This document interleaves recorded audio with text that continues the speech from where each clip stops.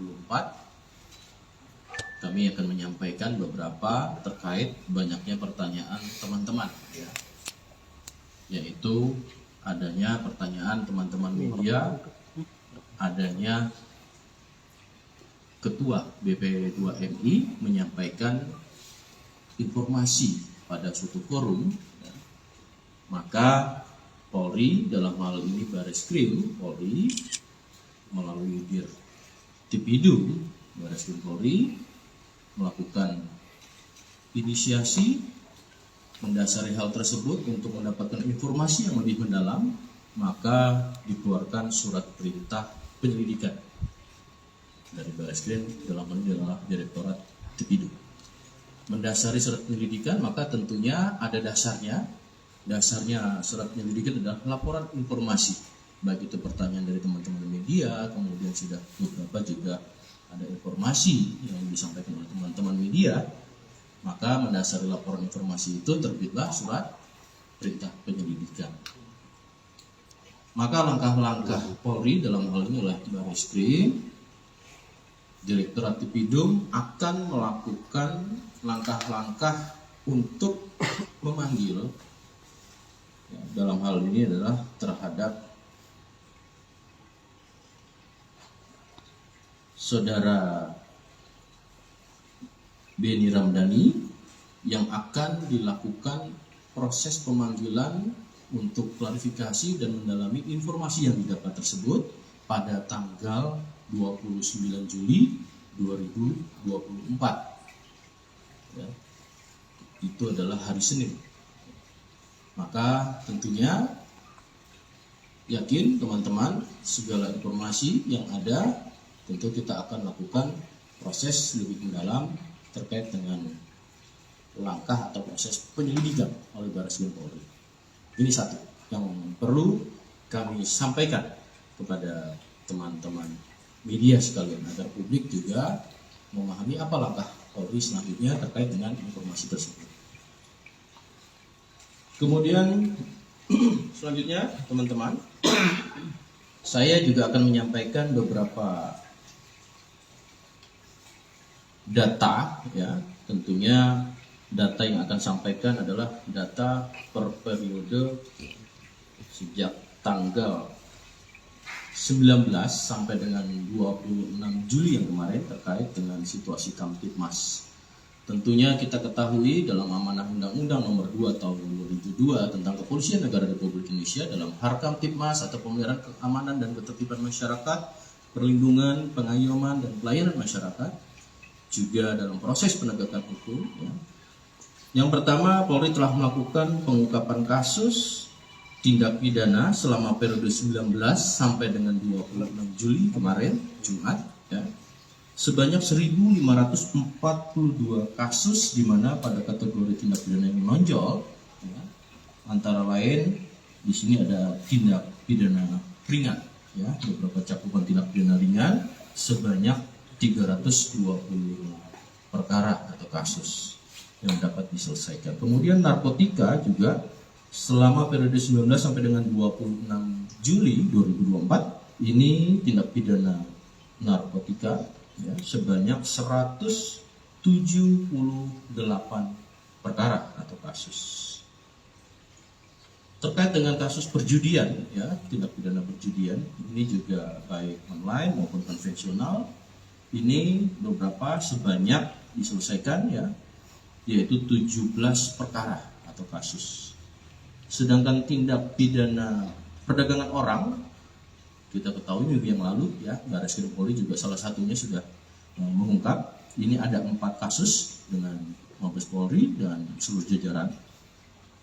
Adapun pengungkapan yang telah dilakukan, tentunya kami akan menyampaikan salah satu atau beberapa contoh terkait dengan tindak pidana narkoba yang pertama. Ini ada 3 kasus, ya. Dengan total 4 tersangka telah diamankan dan total barang bukti berupa sabu sebanyak 713 kg, kemudian ekstasi sebanyak 144.906 butir, sedangkan jenis pada narkoba ganja ini sebanyak 100 kg selama periode tadi kami sampaikan.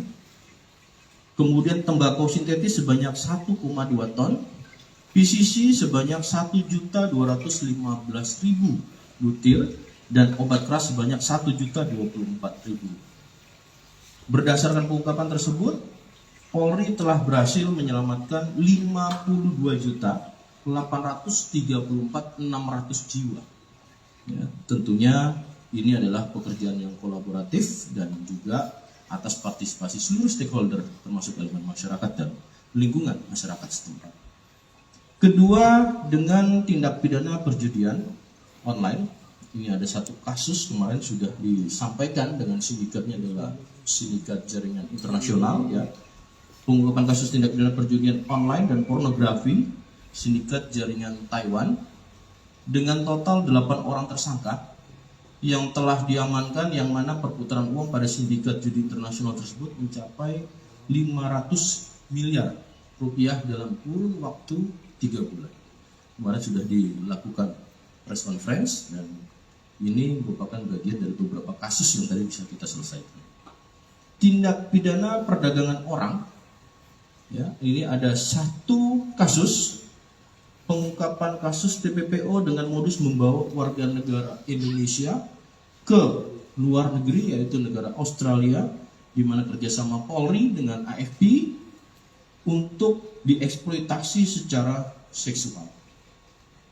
Dengan total 2 orang tersangka yang telah diamankan, adapun jumlah warga negara Indonesia yang telah direkrut oleh pelaku dan diberangkatkan untuk dipekerjakan sebagai pekerja seks komersial atau PSK di Australia kurang lebih sebanyak 50 orang, dan tersangka mendapatkan keuntungan sekitar 500 juta rupiah. Nah, juga sudah disampaikan, ini beberapa kasus menonjol yang perlu kami sampaikan. Yang keempat adalah ungkap kasus yang menjadi perhatian publik atau masyarakat. Ada 3 kasus dengan total 15 tersangka yang telah diamankan, terdiri dari, ya, yaitu ke-1, pengungkapan kasus tindak pidana fidusia dan atau penipuan dan atau penggelapan dan atau penadahan kendaraan bermotor jaringan internasional dengan 7 tersangka. Kemarin teman-teman juga sudah mengetahui, ya, yang mana tindak pidana tersebut dilakukan di 6 TKP, ya, yaitu diantaranya ada di Provinsi DKI Jakarta, Jawa Barat, dan Jawa Tengah. Kemudian juga ada 5 negara, ya, 5 negara yang kemudian kendaraan-kendaraan tersebut ini diekspor ke Vietnam, ke Rusia, ke Hong Kong, ke Taiwan, dan Nigeria. Adapun dampak kerugian ekonomi ini tentu dalam fidusia dan juga pendapatan negara, ya. Dalam kasus ini berjumlah 876 miliar 238 juta 400 ribu rupiah. Ini kasus yang fidusia. Kemudian setelah itu pengungkapan kasus online scam jaringan internasional dengan 4 tersangka.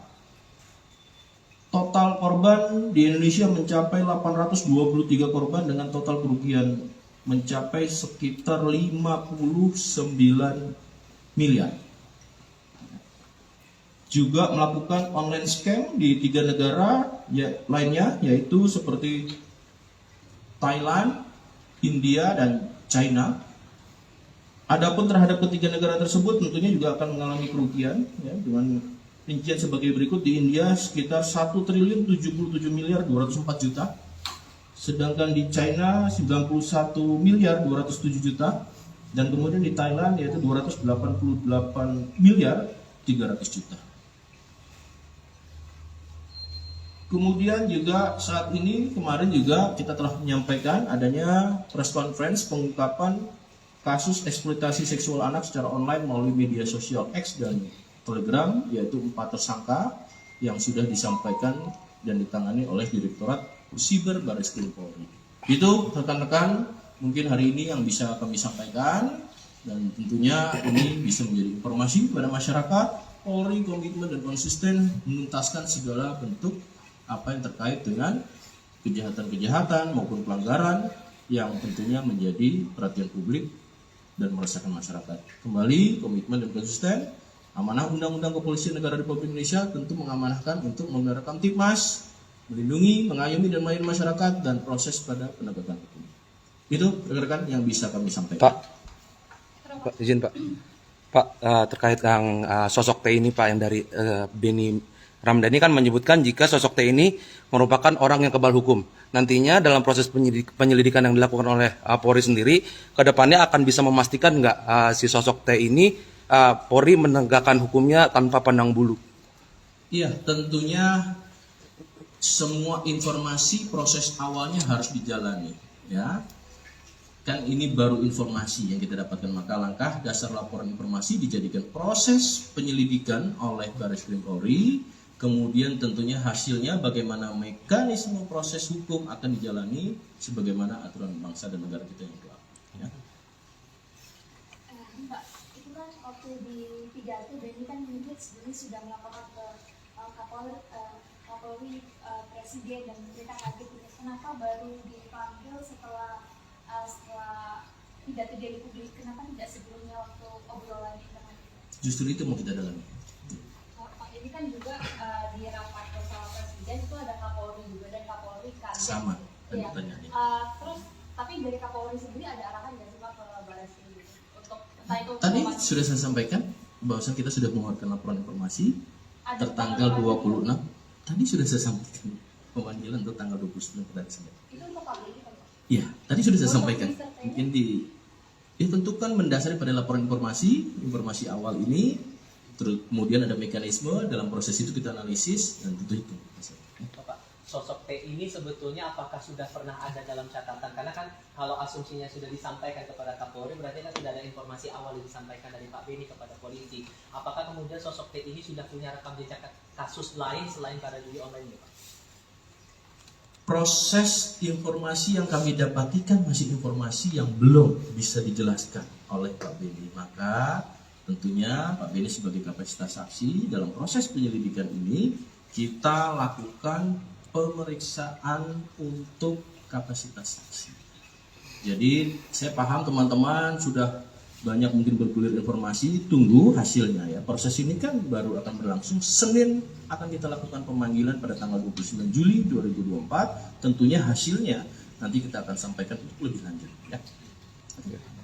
Lalu Pak, kalau memang Kapolri sudah tahu sebelumnya, kenapa baru memerintahkan tadi penyelidikan? Itu kan pertanyaan Mbak atau pernyataan. Yang lain ya? Yang lain ya? Cukup? Soal yang lain dulu. Enggak, cukup. Yang ini dulu konteksnya. Cukup? Cukup ya rekan-rekan. Terima kasih atas perhatiannya pada dua hal ini. Yakin bahwasanya komitmen dan konsisten Polri untuk menuntaskan segala bentuk kejahatan dengan secara tuntas, cermat, dan tentu prosedural. Dan sekali lagi kami juga mohon dukungan kepada seluruh elemen masyarakat, stakeholder, dan seluruh bagian daripada sistem peradilan yang ada menjadi bagian dari harapan masyarakat. Terima kasih.